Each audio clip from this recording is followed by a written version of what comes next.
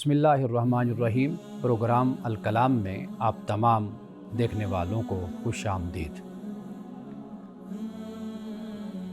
جمعہ کے دن ہم ہمیشہ رسول اللہ صلی اللہ علیہ وسلم کی سیرت مبارکہ پہ بات کرتے ہیں، بلکہ سیرت کے ایک خاص پہلو کو ہم لیتے ہیں اور اس پر تفصیل سے گفتگو کرتے ہیں۔ ہمارا مقصد یہ ہوتا ہے کہ وہ پہلو کہ جسے ہم نے فراموش کر دیا اور اس کے فراموش کرنے کی صورت میں اور نتیجے میں وہ برائی، وہ خرابی ہمارے معاشرے میں غالب آ گئی۔ یعنی اب یہ صورتحال ہوتی ہے کہ ہماری توجہ ہی اس طرف نہیں جاتی کہ اس بارے میں ہمیں قرآن مجید کیا کہتا ہے، رسول اللہ صلی اللہ علیہ وسلم کی سیرت ہماری کیا رہنمائی کرتی ہے۔ یعنی ہم وہ غلط کام مسلسل کیے جاتے ہیں اور کبھی بھی ہمیں یہ پریشانی نہیں ہوتی کہ جو کچھ ہم کر رہے ہیں آیا کہ اس میں کہیں اللہ کی نافرمانی تو نہیں ہے، رسول اللہ صلی اللہ علیہ وسلم کی سیرت کے خلاف تو نہیں ہے۔ تو آج بھی ہم نے ایک اسی طرح کا موضوع منتخب کیا ہے کہ جس کے بارے میں ہم اپنے معاشرے میں یہ دیکھتے ہیں، خاص طور پر میڈیا پر، سوشل میڈیا پر آج اس کی بہت سی مختلف صورتیں ہمارے سامنے آ چکی ہیں، جیسے یوٹیوب ہے، پوڈ کاسٹ ہے، اور کئی صورتیں، شکلیں ایسی ہیں کہ جسے ہم اپنا میسیج، اپنا پیغام پہنچانے کے لیے استعمال کرتے ہیں، کر سکتے ہیں۔ اگر ہم چاہیں تو اس کے ذریعے سے ہم اپنے معاشرے کی تربیت اور تعلیم اور اپنے معاشرے کی بہترین طریقے سے رہنمائی کر سکتے ہیں۔ لیکن ہم یہ دیکھتے ہیں کہ یہ سب ذرائع اکثر طور پر اس طرح استعمال کیے جا رہے ہیں کہ جس کا مقصد دو باتیں اگر آپ کہیں تو وہ بن جاتی ہیں۔ ایک بات ہے حب مال اور دوسرا ہے حب شہرت، یعنی یا تو مال حاصل کرنے کے لیے یا شہرت حاصل کرنے کے لیے۔ یہ بات یاد رکھیے کہ شہرت قابل نفرت نہیں ہے، طلب شہرت پسندیدہ نہیں ہے۔ یعنی اگر شہرت اللہ آپ کو دے آپ کے علم کی بنیاد پر، آپ کے کردار اور اخلاق کی بنیاد پر، آپ کی خدمات کی بنیاد پر، تو یہ کوئی بری شے نہیں ہے۔ بلکہ اگر آپ ایک اچھے انسان ہیں تو وہ شہرت آپ کے میسیج اور پیغام اور آپ کی خدمات کو مزید پر اثر اور مؤثر بنا دیتی ہے معاشرے میں، یہ تو اچھی بات ہے۔ لیکن طلب شہرت یہ در حقیقت خطرناک ہے۔ اسی شہرت کی طلب میں اور خواہش میں پھر انسان ایسی حرکتیں کرتا ہے اور ایسے کام کرتا ہے، اور وہ چاہتا ہے کہ میں کسی طریقے سے وائرل ہو جاؤں اور مشہور ہو جاؤں۔ مال انسان کماتا ہے، کوئی حرج نہیں ہے، یہ ناجائز نہیں ہے، بلکہ پسندیدہ عمل ہے کہ اگر آپ محنت کر کے کمائیں اور اچھا کمائیں تو اسلام اس کی تحسین کرتا ہے، اللہ خوش ہوتا ہے۔ لیکن جب اسی مال کی محبت میں آپ اتنے گرفتار ہو جائیں کہ آپ جائز اور ناجائز کو بھول جائیں تو پھر یہ عمل مذموم ہو جاتا ہے، قابل مذمت ہو جاتا ہے۔ فقہائے کرام نے اس لیے مال کو کمانا اسے فرض بھی قرار دیا، یعنی ان کے ہاں جو اصطلاحات ہیں فقہ میں اس کے مطابق انہوں نے اسی مال کو کمانا مستحب بھی قرار دیا اور مباح بھی، وہ میں آپ کو آگے جا کر تفصیل کے ساتھ بتاتا ہوں۔ تو دو بیماریاں اس وقت ہمیں اپنے معاشرے میں غالب نظر آتی ہیں، دو برائیاں معاشرے میں غالب نظر آتی ہیں۔ اگرچہ آپ یہ بھی دیکھتے ہیں کہ اسے دین کے نام پر، اخلاقیات کے نام پر اس کو پیش کیا جاتا ہے، لیکن ہوتا کیا ہے، وہ فقط شہرت اور مال کمانے کا ایک ذریعہ بن جاتا ہے۔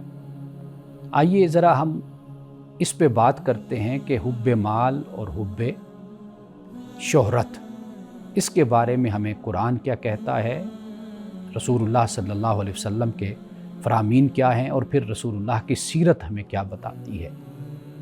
سب سے پہلے آپ یہ دیکھیے کہ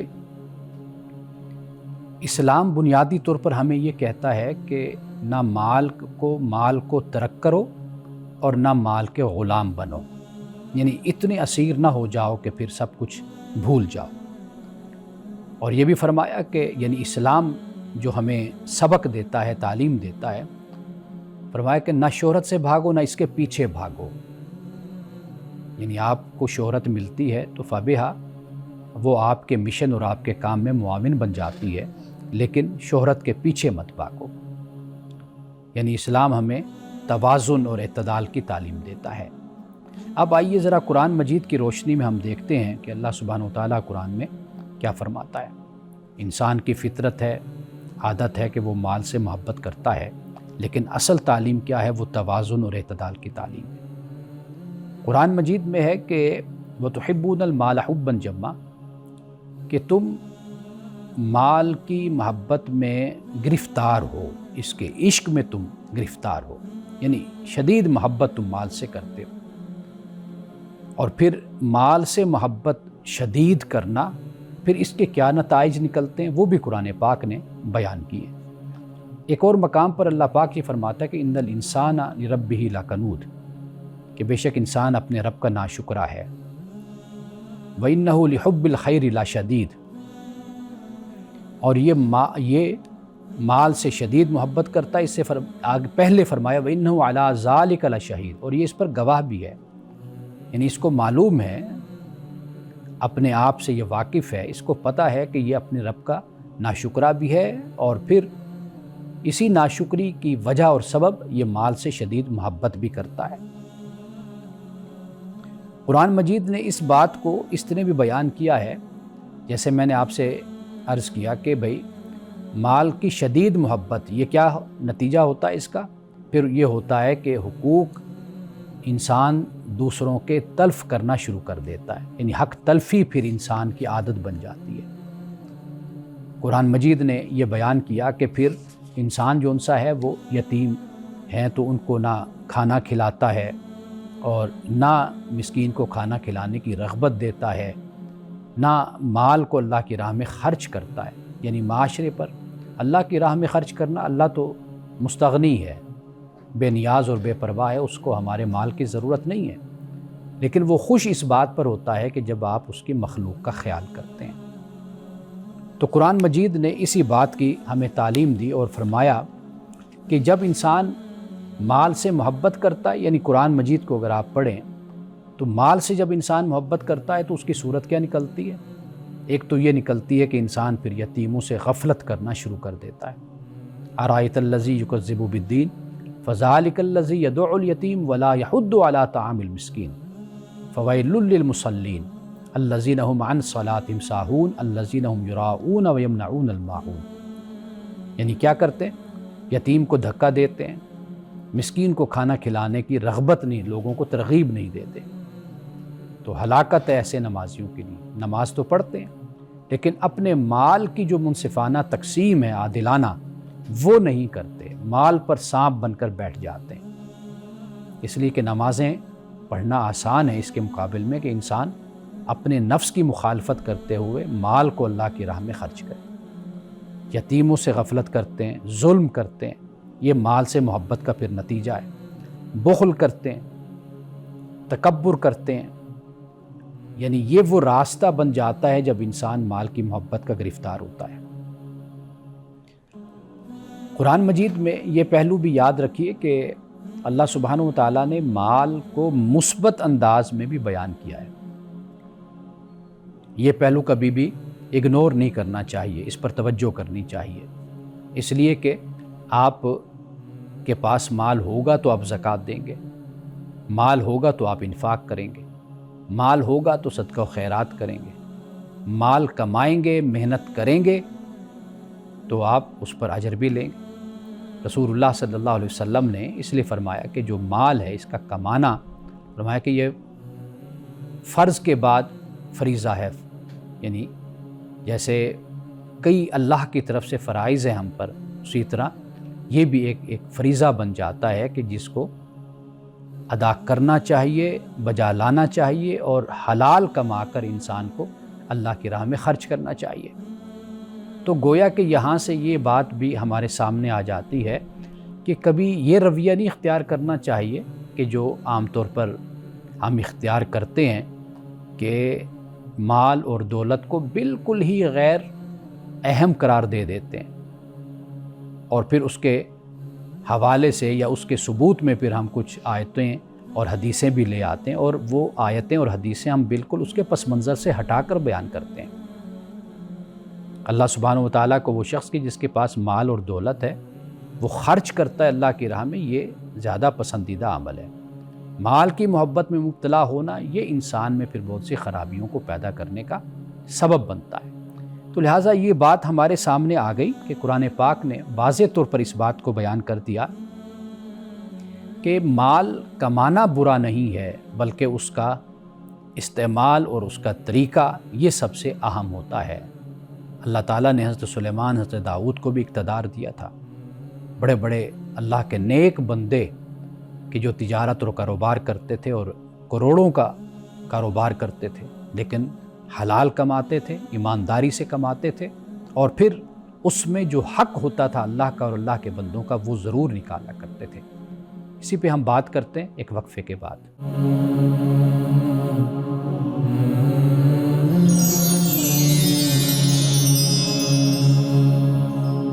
وقفے کے بعد دوبارہ آپ کی خدمت میں حاضر ہیں۔ ہم بات کر رہے ہیں حب مال پر اور حب شہرت پر۔ یہ دو بیماریاں ایسی ہیں کہ جو انسان کی نیکیوں کو، ایک مسلمان کے صدقات و خیرات کو اور اچھے کاموں کو یہ تباہ کر کے رکھ دیتے ہیں، حب مال اور حب شہرت۔ اب آئیے، انسان کی فطرت میں کچھ حب رکھی گئی ہیں، یعنی جو انسان چاہتا ہے اس کی طرف انسان کا کھچاؤ ہوتا ہے، کشش ہوتی ہے، لیکن اس میں پھر انسان کبھی افراط و تفریط کا شکار بھی ہو جاتا ہے، یا تو بالکل ہی ترک کرنے کا ارادہ کر لیتا ہے، چھوڑ دینے کا، یا پھر یہ ہے کہ اس میں انوالو ہو جاتا ہے، اور اس طرح انوالو ہوتا ہے کہ پھر اس کو سب کچھ بھول جاتا ہے۔ ایک تو ہے حب الراحت، یعنی تن آسانی۔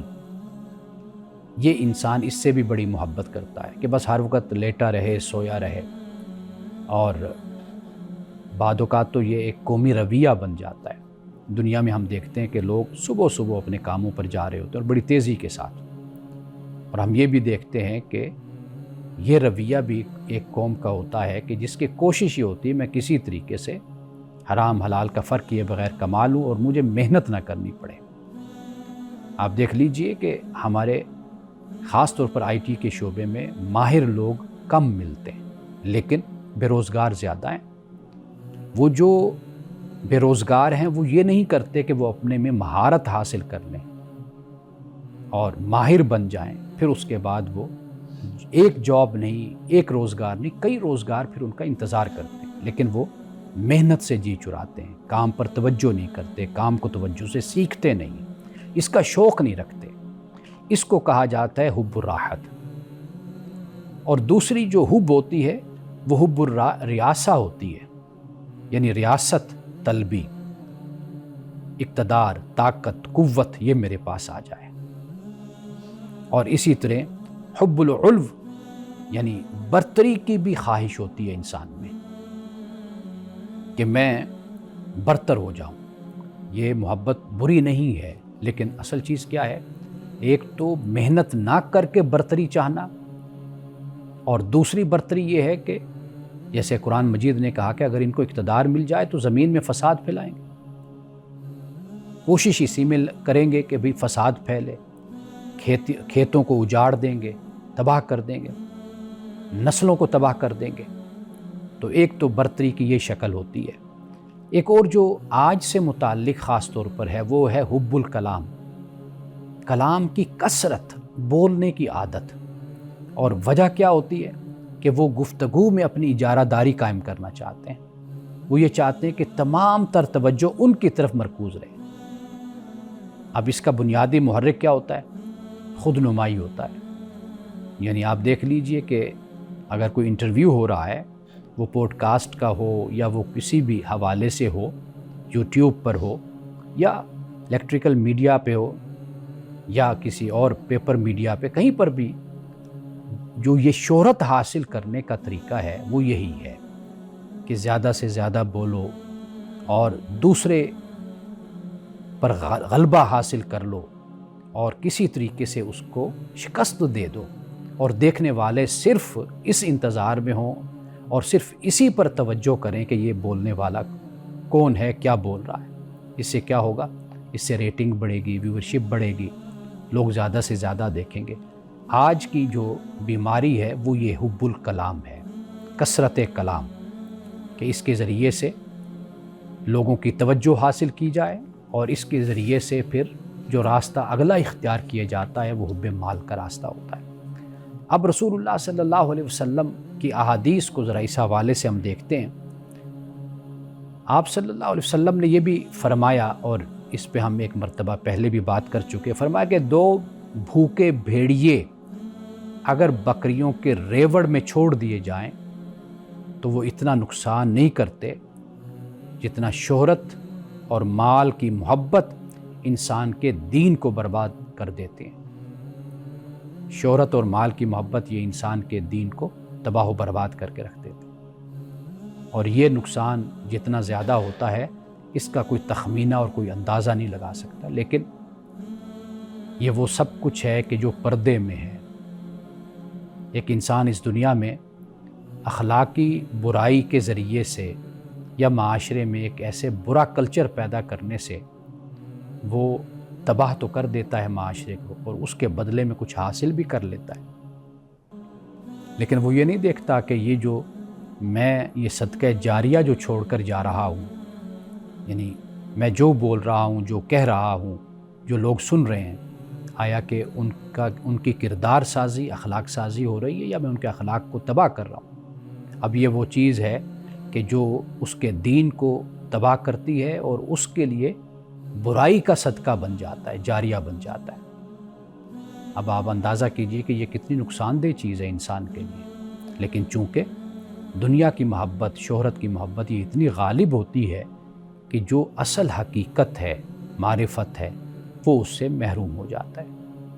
اب دین تباہ ہو جائے، دین کا نقصان ہو جائے، یہ تو نظر نہیں آتا انسان کو، لیکن مال بھی نظر آتا ہے، شہرت بھی نظر آتی ہے، یہ سب کچھ نظر آتا ہے۔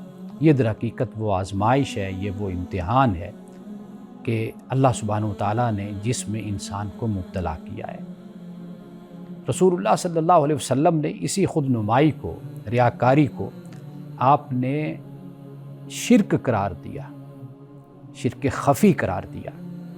یعنی آپ جو عمل کر رہے ہیں آپ اس پر ضرور نظر رکھیں کہ آپ کا مقصد کیا ہے۔ آپ جو بول رہے ہیں، دین کی خدمت کر رہے ہیں، اپنے مال کو خرچ کر رہے ہیں، آپ کا اس سے مقصد کیا ہے، کہ آپ کیا اس سے حاصل کیا کرنا چاہتے ہیں، اس کی نگرانی بہت ضروری ہوتی ہے۔ قرآن پاک نے یا ایھا الذین آمنوا لا تبطلوا صدقاتکم بالمن والعذی کالذی ينفق رئاء الناس ولا یؤمنون باللہ ولا بالیوم الآخر، فرمایا اے ایمان والو اپنے صدقات کو ضائع نہ کرو۔ یعنی صدقات یہی ہے کہ آپ دین کی بات کر رہے ہیں، آپ اپنا پیسہ خرچ کر رہے ہیں، آپ اپنا علم پھیلا رہے ہیں، تو فرمایا کہ یہ من سے اور عزا سے، احسان اور تکلیف سے اپنے صدقات کو ضائع نہ کرو۔ آگے جو فرمایا وہ اہم بات ہے اس سے زیادہ، مثل اس شخص کے کہ جو اپنے مال کو خرچ کرتا ہے لوگوں کو دکھانے کے لیے، ریا الناس، فرمایا کہ یہ تو ایسا ہے کہ جیسے جو اللہ اور یوم آخرت پر ایمان نہیں رکھتا، یعنی دنیا میں ہی اجر لینا چاہتا ہے۔ قرآن نے اسی بات کو بھی بیان کیا کہ یہ لوگ کہ جو دنیا میں سب کچھ چاہتے ہیں ان کو ہم دے دیں گے، دنیا میں شہرت بھی مل جائے گی، مال بھی مل جائے گا، راحت بھی مل جائے گی، آسائشیں مل جائیں گی، سب کچھ مل جائے گا، لیکن فرمائے کہ لا خلاق لهم فی الآخرہ، لیکن آخرت میں ان کا کوئی حصہ نہیں ہونا۔ تو لہٰذا یہ بات ہمیشہ پیش نظر رکھنی چاہیے کہ آپ جو کام کر رہے ہیں یہ کہیں آپ کی آخرت اور آپ کے مستقبل کو تباہ نہ کرے۔ آپ دنیا سے چلے جائیں اور بعد میں بھی لوگ آپ کی ویڈیوز اٹھا اٹھا کر دیکھیں یا وہ وائرل ہو جائیں، اچھی بات، درس، اچھا اخلاق، کردار، اس پر جو تعلیم ہے وہ عام ہو جائے تو وہ صدقہ جاریہ ہے، مرنے کے بعد بھی اس کا اجر اور ثواب آپ کو ملتا رہے گا، لوگ اس کو سنیں گے، اس پر عمل کریں گے۔ اسی طرح اگر کوئی بری بات ہے، برا کلام ہے، برا انداز ہے، اگر وہ آپ چھوڑ کر چلے گئے دنیا سے تو آپ اندازہ کیجئے کہ اس کا کتنا بڑا گناہ ہوگا جو آپ کا تعاقب کرتا رہے گا، آخرت تک آپ کا تعاقب کرے گا۔ جنت جہنم کے فیصلے تک آپ کا وہ تعاقب کرے گا۔ یہ بہت خطرناک بات ہو جاتی ہے۔ لوگ منصب، مرتبہ، شہرت سب کچھ چاہتے تو ہیں، لیکن اس کے جو تقاضے ہیں، جو اس کی ذمہ داریاں ہیں، لوگ اس پر غور نہیں کرتے، توجہ نہیں کرتے۔ لوگ پروٹوکول کو دیکھتے ہیں اور مراعات کو دیکھتے ہیں، سہولتوں کو دیکھتے ہیں، لیکن یہ نہیں دیکھتے کہ یہ کتنی بڑی ذمہ داری ہے کہ اگر ایک شخص بیٹھا ہوا ہے میڈیا پر تو وہ لوگوں کو کیا بتا رہا ہے، کیا سمجھا رہا ہے، اس پر لوگ کبھی توجہ نہیں کرتے۔ تو رسول اللہ صلی اللہ علیہ وسلم نے فرمایا کہ قیامت کے دن اللہ سبحانہ و تعالیٰ انسان سے سوال کرے گا۔ یہ ترمذی کی حدیث ہے کہ آدمی قیامت کے دن مال کے بارے میں پوچھا جائے گا کہ کہاں سے کمایا اور کہاں خرچ کیا، یہ اس سے سوال ہوگا بندے سے۔ یہ رسول اللہ صلی اللہ علیہ وسلم نے بیان فرمایا۔ یعنی دونوں باتیں انسان کے لیے بڑی اہم ہو جاتی ہیں کہ وہ ہمیشہ پیش نظر رکھے، مال اور شہرت کے حوالے سے۔ ایک بات میں یہاں پہ بیان کرنا چاہتا ہوں، اور وہ بڑی خاص بات ہے، وہ یہ ہے کہ راس کل خطیۃ حب الدنیا، ہر برائی کی جو جڑ ہے، یعنی ہر خطا کی جو جڑ ہے وہ کیا ہے؟ دنیا کی محبت۔ اب اس کو اس معنی میں لینا چاہیے کہ دنیا کی محبت آگے نہ بڑھ جائے، اس میں افراط نہ ہو جائے، اس میں مبالغہ نہ ہو جائے۔ اگر یہ مبالغہ ہوگا تو پھر یہ ہر خطا کی اور ہر گناہ کی یہ بنیاد بن جائے گی۔ ابھی ہم اسی موضوع پر بات کرتے ہیں، چند مزید باتیں فقہا نے جو تقسیم بیان کی ہے، ذرا اس کو بھی ہم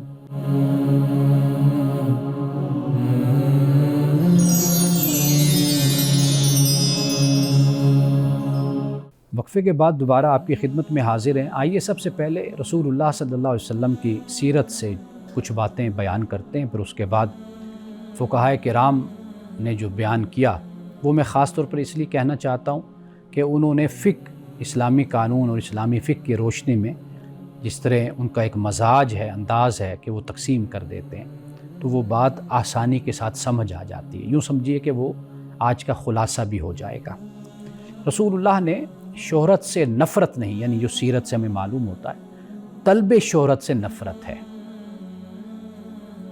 اللہ نے رسول اللہ صلی اللہ علیہ وسلم کو دنیا میں بہت شہرت عطا فرمائی، یعنی آپ کا مقام اور مرتبہ، آپ کی عزت اور احترام خود اللہ تعالیٰ نے بیان کر دیا کہ یہ ہمیشہ ورفعنا لک ذکرک، ہم نے آپ کے لیے آپ کے ذکر کو بلند کر دیا۔ آپ کے ذکر کو کوئی آپ نیچے نہیں کر سکتا۔ لیکن آپ دیکھ لیجئے کہ آپ نے کبھی بھی کسی آپ کے عمل سے، فعل سے کہیں پر بھی کوئی ایسی جھلک نہیں ہے کہ جسے کہتے ہیں کہ اپنے آپ کو دکھانا۔ ہمیشہ اپنے آپ کو ابدیت کے مقام پہ رکھا، اپنے آپ کو اللہ کا بندہ کہا، عاجزی سے کھانا کھایا، اپنے آپ کو کبھی صحابہ میں نمایاں نہیں کیا، اس طرح نمایاں کہ بھئی لوگ کہیں کہ ہاں یہ واقعی محمد رسول اللہ ہے، کبھی اس طرح نہیں کیا۔ صحابہ میں گھل مل کے بیٹھتے تھے، اسی طریقے سے اسی جگہ پر بیٹھتے، کبھی اس کا کبھی بھی کوئی شائبہ تک نہیں ہوتا۔ رسول اللہ صلی اللہ علیہ وسلم کی سیرت کی ایک بات تو یہ ہے۔ دوسری بات یہ ہے کہ رسول اللہ کے پاس یعنی مال کی اتنا کثرت نہیں تھی، لیکن آپ دیکھیے کہ سخاوت موجود ہے۔ مال آیا، اللہ کی راہ میں خرچ کر دیا۔ مال آیا تو غربا کو، یتامہ کو، مساکین کو، ضرورت مندوں کو بلایا اور ان میں اپنے سارے مال کو بانٹ دیا، یعنی مساکین کو دے دیا، غلام آزاد کر دیے، صدقہ دے دیا، اپنے پاس آپ نے کچھ نہ رکھا۔ اسی طرح رسول اللہ نے زہد بھی اختیار فرمایا۔ اچھا، زہد یاد رکھیے کہ یہ نہیں ہوتا کہ آپ سب کچھ ترک کر دیں۔ زہد در حقیقت یہ ہوتا ہے کہ جو چیز اور جو کام آپ کو آخرت میں کوئی فائدہ نہ دے اس کو دنیا میں چھوڑ دینا۔ یہ بڑی اہم بات ہے کہ زہد اس چیز کا نام ہے کہ جو آپ کو دنیا میں وہ چیزیں، وہ کام کہ جن کا کوئی آخرت میں فائدہ نہیں ہے، آپ اس کو ترک کر دیں، یہ زہد ہے۔ اصل ہم زہد کو سمجھتے نہیں ہیں، ہم سمجھتے ہیں کہ زہد یہ ہے کہ دنیا چھوڑ دو، مال چھوڑ دو، ہم دوسری انتہا پر پہنچ جاتے ہیں۔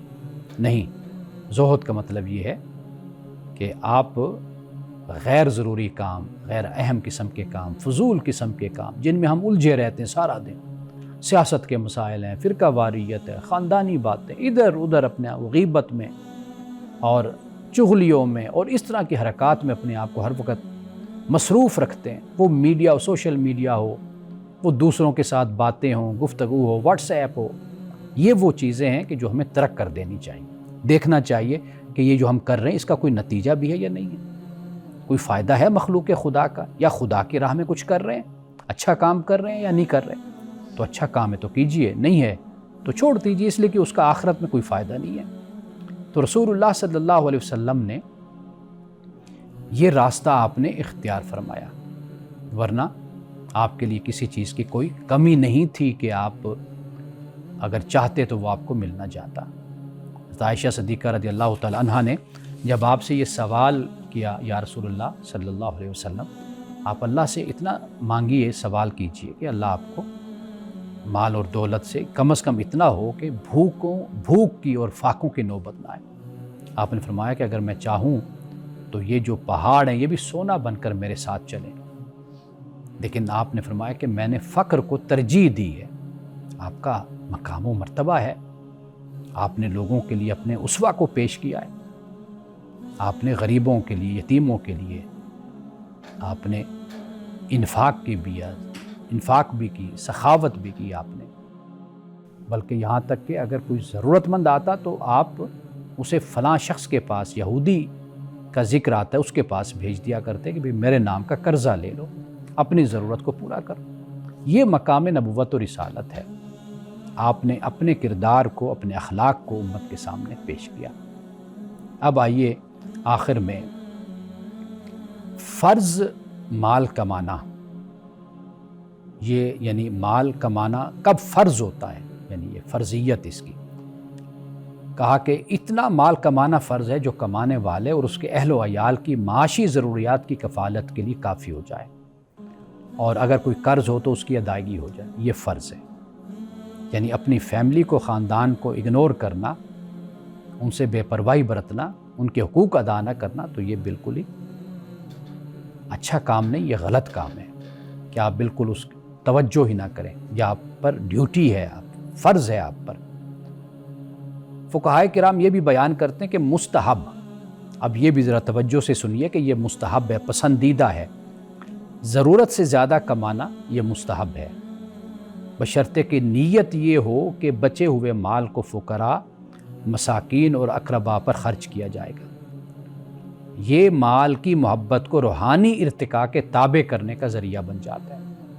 یعنی آپ اگر روحانیت، اسپرچولیٹی میں ترقی کرنا چاہتے ہیں، آگے بڑھنا چاہتے ہیں، تو پھر آپ مال کمائیے، اور مال کما کر پھر فقراء پہ، مساکین پہ، اپنے اقرباء اور رشتہ داروں پہ آپ خرچ کیجئے۔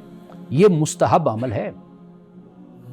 اور پھر اسی طرح جو مباح ہے، اب یہ بھی دیکھ لیجئے، فرمایا کہ ضرورت سے زیادہ کمانا اس نیت سے مباح ہے کہ اپنی شان و شوکت اور اپنے وقار کو محفوظ رکھے، لیکن شرط اس میں یہ ہے کہ فخر اور کبر شامل نہ ہو۔ یعنی بے شک آپ اپنے اخراجات کو اور اپنے سٹیٹس کو مینٹین رکھنا چاہتے ہیں تو ضرور رکھیے، آپ محنت کیجئے، حلال کمائیے، رشوت نہ لیجئے، حرام نہ کمائیے، تو یہ پھر مباح ہو جاتا ہے۔ اب آخری بات جو حرام ہے وہ کیا ہے؟ انہی باتوں کے اپوزٹ، برعکس جو بات بنتی ہے وہ حرام ہو جاتی ہے۔ وہ کیا ہے؟ وہ یہ ہے کہ محض مال اور دولت کو جمع کر کے پھر اپنے فخر اور تکبر کے اظہار کے لیے اس کو زیادہ سے زیادہ کمانا، یہ حرام ہے۔ اچھا، پھر یہ ہے کہ صرف حرام ذرائع سے نہیں، حلال ذرائع سے بھی کمایا جائے نا، تو یہ بھی حرام ہو جاتا ہے کہ اگر اس کا مقصد کیا ہو؟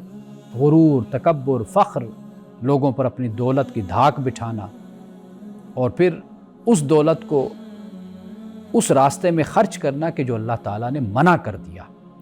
تو لہٰذا ہمارے فقہائے کرام نے بات کو اس طریقے سے تقسیم کر کے آسان کر دیا کہ ہم اس طریقے سے بات کو سمجھ سکتے ہیں۔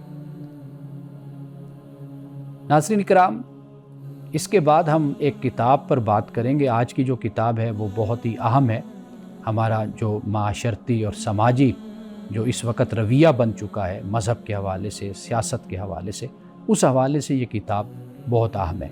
ایک وقفے کے بعد ہم اس پہ بات کرتے ہیں۔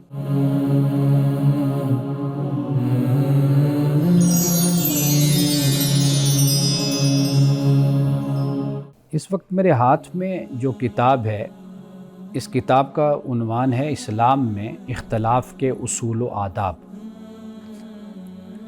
یہ کتاب ہے۔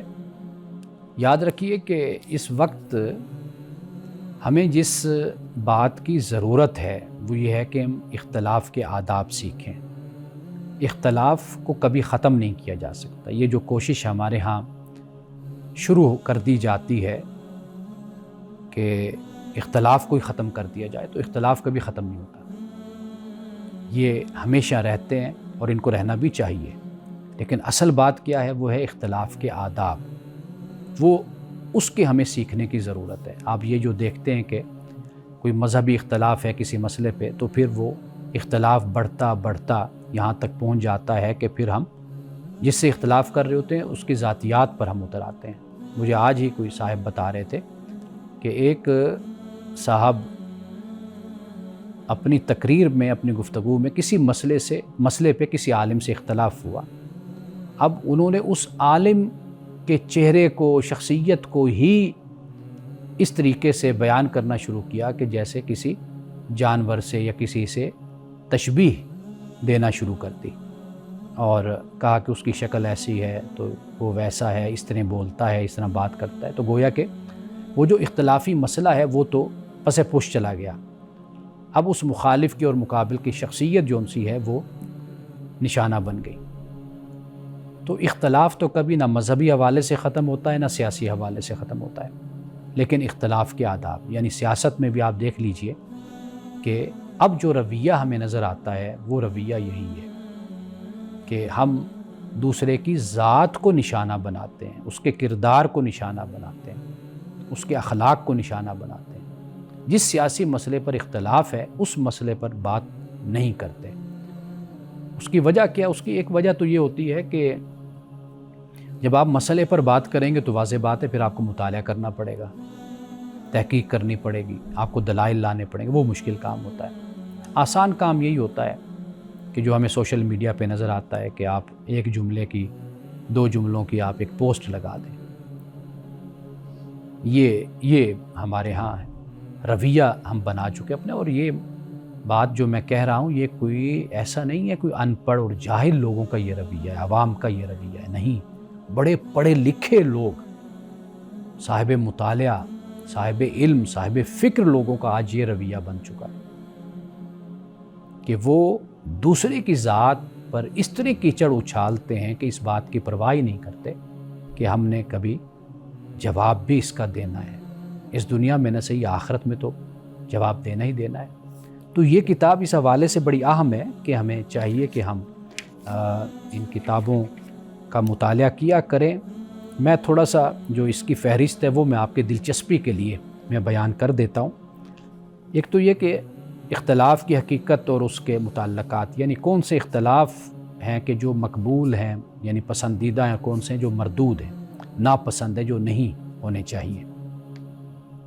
اور پھر اس کے علاوہ دوسری فصل ہے وہ تاریخ اختلاف اور اس کی تبدیلی، یعنی پوری تاریخ میں جو اختلاف ہے اس کو کیسے لیا گیا اور اختلاف کی نوعیت کیا تھی، تو یہ بھی اس میں بیان ہے۔ اور پھر مناہج ائمہ کا اختلاف، یعنی مسائل کو انہوں نے استنباط کیا، استخراج کیا، استدلال کیا، تو ان کے جو مناہج ہیں، ان کا طریقہ کار، اس کو بھی یہاں پر ڈسکس کیا گیا ہے۔ کیونکہ آپ جانتے ہیں کہ ائمہ میں، علماء میں اختلاف پہلے بھی تھا اور اب بھی ہے اور رہے گا یہ اختلاف۔ تو ان کا ایک منہج ہوتا ہے، کچھ اصول ہوتے ہیں جس کی بنیاد پر وہ اختلاف کرتے ہیں۔ تو یہ اختلاف کیا ہے؟ یہ رحمت ہوتا ہے۔ زحمت تب بنتا ہے کہ جب آپ علم کے مسئلے کو آپ چھوڑ دیں، اس کی جگہ پر آپ ذات کو پھر نشانہ بنانا شروع کر دیں۔ اور پھر اسی طرح آگے بڑی تفصیل کے ساتھ ائمہ کے اختلاف اور اس کے جو آداب ہیں، یعنی امام مالک ہیں، امام ابو حنیفہ ہیں، امام شافعی، امام مالک اور امام احمد بن حنبل، امام ابو حنیفہ، امام شافعی، اور پھر ان کے آپس امام احمد اور امام شافعی، یعنی ان علماء کے باہمی اختلافات بھی اور ان کے ساتھ جو دیگر علماء ہیں ان کے اختلافات بھی ہیں۔ یہاں پہ ایک بات میں ناظرین کرام آپ کے لیے عرض کرتا چلوں، آپ یہ بھی دیکھیے کہ جنہوں نے صرف کیچڑ اچھالا، ذات کو نشانہ بنایا، تہمتیں لگائیں یا القاب، برے القاب دیے، آپ دیکھیے کہ آج ان کا نام کوئی نہیں ہے۔ نام کن کا ہے؟ نام ان کا ہے کہ جنہوں نے علم کی بنیاد پر اختلاف کیا، دلیل کے ساتھ اختلاف کیا، ان کا نام آج بھی زندہ ہے۔ تو لہٰذا علم کی دنیا میں جو طریقہ کار ہے، یا تو آپ اس دنیا میں آئیں نہ، آپ اس میں مداخلت نہ کریں۔ اگر آپ اس بحث میں، اس دنیا میں آ گئے ہیں تو پھر دلیل اور ثبوت کے ساتھ آپ بات کریں، پھر ذاتیات اور شخصیات کو پھر نشانہ مت بنائیے۔ اب اسی طرح اختلافی مسائل میں جو ذاتی میلانات اور رجحانات ہیں، اس کے کیا اثرات ہوتے ہیں، اس میں بھی بات کی گئی ہے۔ تو اس حوالے سے یہ کتاب بہت اہم ہے۔ ہمارے موجودہ احوال اور موجودہ ماحول کو اگر ہم دیکھیں تو ایسی کتابیں ہم لوگوں کو پڑھنی چاہیے، تاکہ سیاست میں اور مذہب میں یا گھر میں بھی اختلاف ہوتا ہے تو کم از کم ہم اپنے اندر اختلاف کے آداب، اس کی تربیت اپنی ذات میں پیدا کریں اور اپنے آپ کو ایک اچھا انسان اور ایک اچھا مسلمان اپنے آپ کو بنائیں۔ انہی الفاظ کے ساتھ اجازت دیجیے، انشاءاللہ آئندہ پروگرام میں آپ سے ملاقات ہوگی۔ السلام علیکم ورحمۃ اللہ وبرکاتہ۔